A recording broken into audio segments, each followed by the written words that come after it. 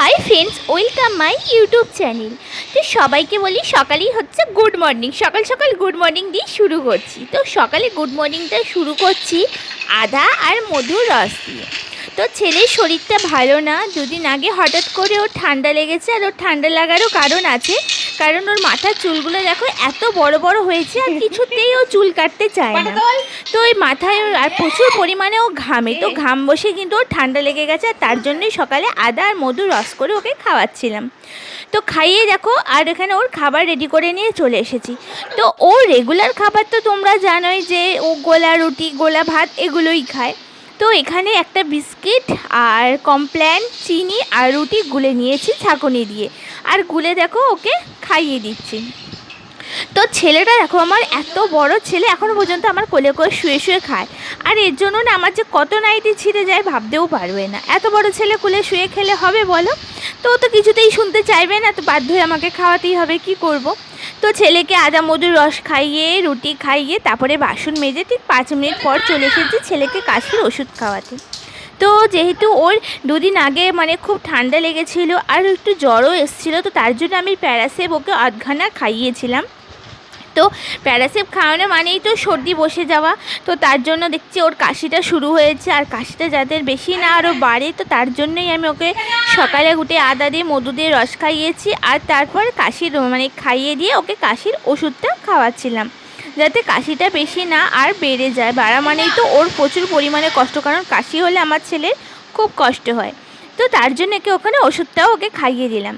যাই হোক, এখানে ওকে সব মানে রেডি করিয়ে দিয়ে ব্রাশ করিয়ে খাইয়ে টাইয়ে দিয়ে তারপরে ওষুধ খাইয়ে দিয়ে এখানে চলে এসেছে ডিম নিয়ে। তো আজকে যেহেতু ডিম রান্না করব, তো বাবাকে বললাম যে বাবা ডিম নিয়ে আসো। তো বাবা এখানে ডিম নিয়ে এসছে, আর এখানে দেখো ঝুড়িটার মধ্যে ডিম রেখে দিয়েছি, আর এই কড়াটার মধ্যে ডিম নিয়ে নিয়েছি, যেহেতু আজকে ডিম রান্না হবে।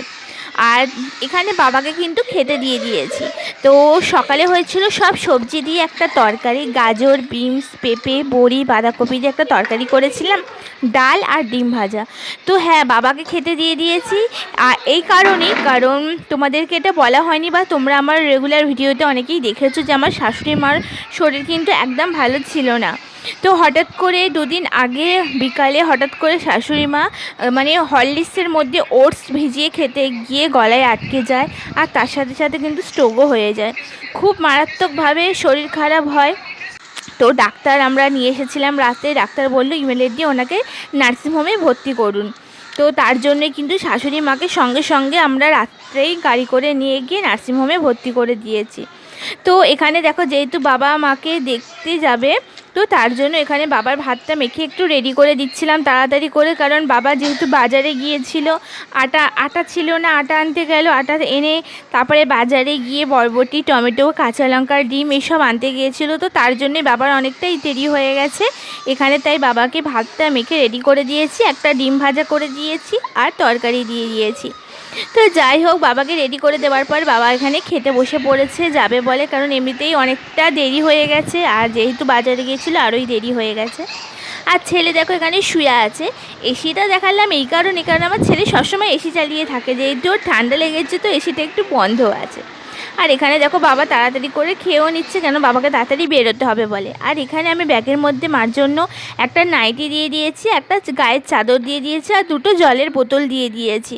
আর এই কাগজটার মধ্যে মার কিছু রিপোর্ট ছিল, তো রিপোর্ট দিয়ে দিয়েছি, যেহেতু ডক্টর বলেছিল রিপোর্টগুলো নিয়ে যেতে। তো ওখানে বাবার খাওয়া হয়ে গেছে, আর বাবা দেখো একদম রেডিও হয়ে নিয়েছে বেরোবে বলে। তো বাবা বেরিয়ে যাবার পরে তারপরে কিন্তু আমি ছেলেকে নিয়ে বসে পড়েছি তেল মালিশ করাতে, কারণ ছেলের কাশিটা যেহেতু একটু বেড়েছে, তো ওই জন্য আমি ওকে সর্ষের তেল ভালো করে মালিশ করিয়ে তারপর ওকে স্নান করেন। তো এই গরমে কিন্তু আমি রেগুলার ওকে সর্ষের তেল মাখাই না, যে মানে ঠান্ডা লাগলেই মাখাই।